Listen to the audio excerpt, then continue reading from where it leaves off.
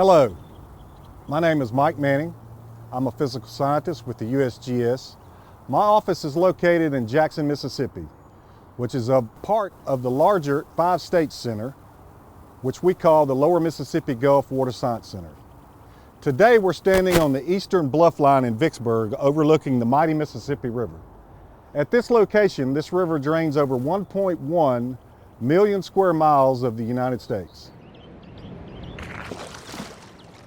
Claire? Hi, I'm Claire Rose. I'm also a physical scientist at the Lower Mississippi Gulf Water Science Center with the US Geological Survey, and I'm part of the large river monitoring crew, and we do data collection and sampling at this site here at the Mississippi, a little bit upstream of the bridge, as well as other sites along the Mississippi River. The Mississippi River is the largest river basin within the United States and provides substantial inland transportation to and from the Gulf of Mexico. This major waterway supports over $400 billion in gross domestic products for the U.S. each year. Monitoring suspended sediment loads and flow data within this system is essential in supporting many ongoing scientific efforts from many agencies that work to improve our understanding of how this system is changing over time. The Mississippi River at Vicksburg is one of the many large river locations of which the U.S. Geological Survey routinely collects data to monitor water quality and suspended sediment. Flow-weighted and depth-integrated samples are collected at this site 14 times per year. In the following video segments, we will be on the Mississippi River here in Vicksburg and later at a second location on the Mississippi River at Baton Rouge. During these videos, we will be focusing on our large river crew's safety, as safety is our #1 key, and how we apply our USGS standards, methods to collect suspended sediment and flow measurements.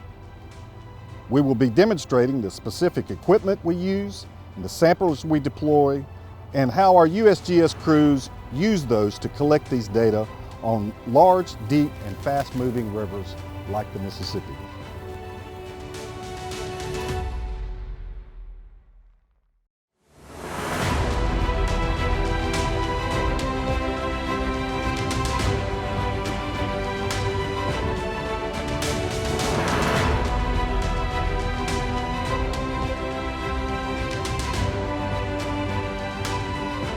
Currently, the U.S. Geological Survey collects data at 16 large river sites within the 5-state Lower Mississippi Gulf Water Science Center.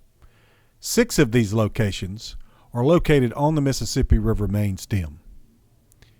Data collection frequencies for these sites vary from 12 to 18 times per year.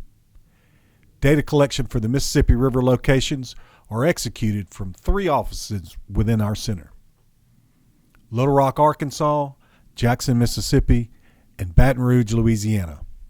Generally, if the sites are located within 2 hours of travel of the originating office, the site is visited and completed within 1 day. If the travel time is outside of that time frame, a 2-day field trip is planned to collect data for one site on the first day, spend the night in a local hotel, and then sample the second site the following day, and then return back to the office.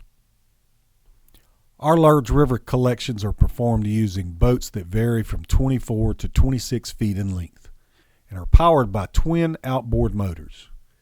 These outboard motors are generally 150 to 200 horsepower engines, which give us the power to safely maneuver in any swift current conditions. These large boats are pulled by trailers to and from each of these sample locations. In doing this, performing routine maintenance on our boats and motors, and also the trailers, is imperative to keep our sampling team operation running smoothly and on time.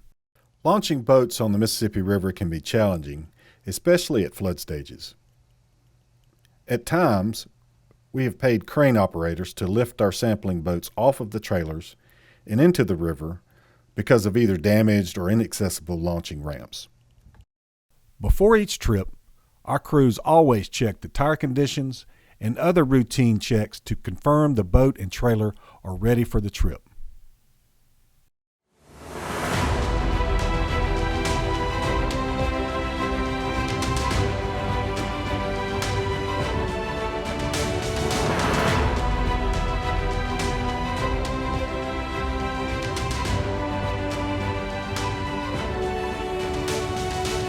Safety is always one of our first concerns with any USGS field activity.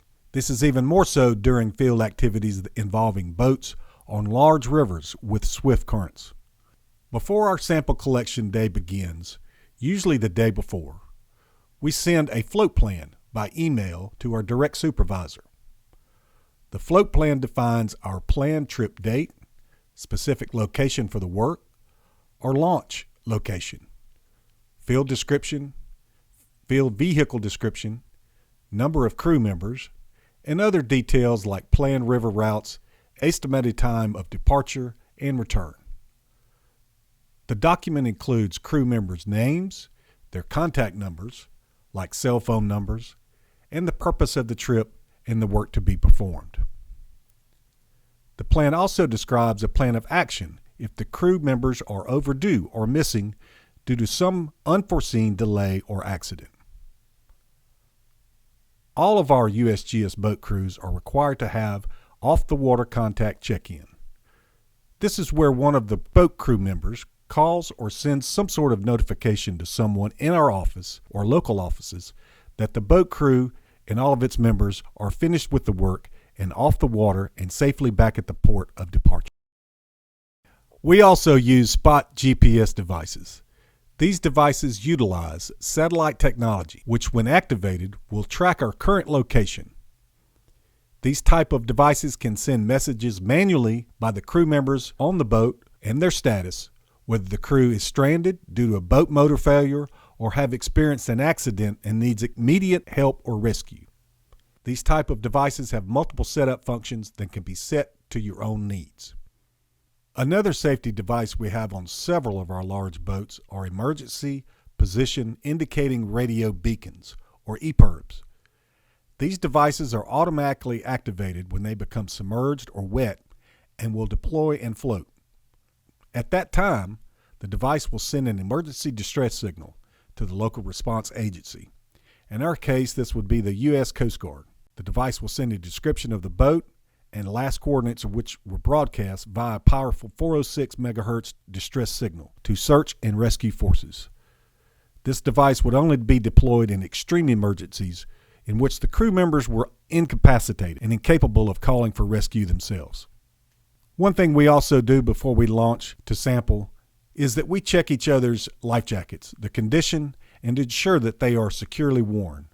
Our USGS policies state that every field person must wear an approved personal flotation device during any activity that requires that person to be in, on, or above any water body. Another main part of our boat safety includes going over our emergency routine if someone were by chance to fall overboard. So Al is our boat captain. He's in charge of the boat while we're sampling, and so I want him to go over another safety item that we follow and we can use if we need to, and it's the man overboard drill. Al, would you explain what we go through and how we practice that? Well, man overboard means exactly that. Someone has fallen overboard the boat. The very first thing we would do is get a third person, if one is available, to keep an eye on whoever has gone overboard. All engines go to neutral till we know exactly where that person is. We can also mark a waypoint for that last position, and if we need assistance after that, we have our radio where we can call emergency personnel to help us. And you monitor channel 16. Mm-hmm. And 16 and 19. 19 is Vicksburg traffic, and so That's we have correct. several manufacturers and operators that are on the river that can respond immediately. We have contacts here in Vicksburg that they are first responders for anything we need on the river in an emergency situation. Good. The Zephyr cable cutters we keep on our boats is a very important emergency tool that we hope to never need. Regrettably, several years ago, we did have one of our boat crews that capsized while collecting bed material samples on the Cheffalau River. During a routine sample collection at a higher stage, the bed material sampler became wedged on a snag on the bottom of the river, which ended up overturning the boat before the crew could reach the cable to cut it with the smaller hand-sized wire cutters. Fortunately, all of those crew members were unhurt and were rescued. Since that time, the USGS has made great improvements to our emergency training in these situations. Also, we have modified our methods and locations of rigs when we collect these type of bed material samples. Those sampling rigs are now located on the bow of the boat instead of the rear. And if a snag is encountered, the boat will act more like it's anchored and not swing to the sideways position, which could overturn the vessel.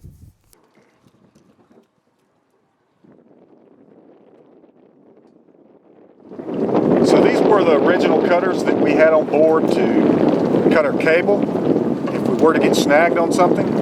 But they're small, the opening's small, and to reach out and grab the cable, you can be hindered, the boat could be at an angle. It's very difficult in an emergency situation to use something like this. It will work, but we've got another device that we now use.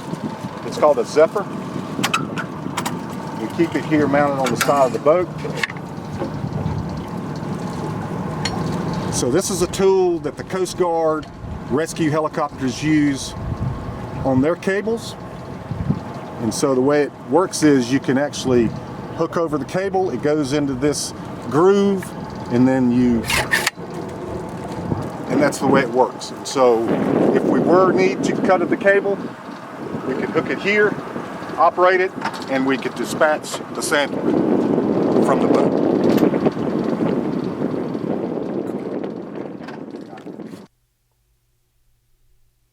In addition, all of our field crews are trained and routinely recertified in CPR and first aid. We also stay mindful of our crew members' health, hydration, or who may have any distinct health-related challenges like diabetic needs or allergic reactions in case these were to occur during our sampling trip.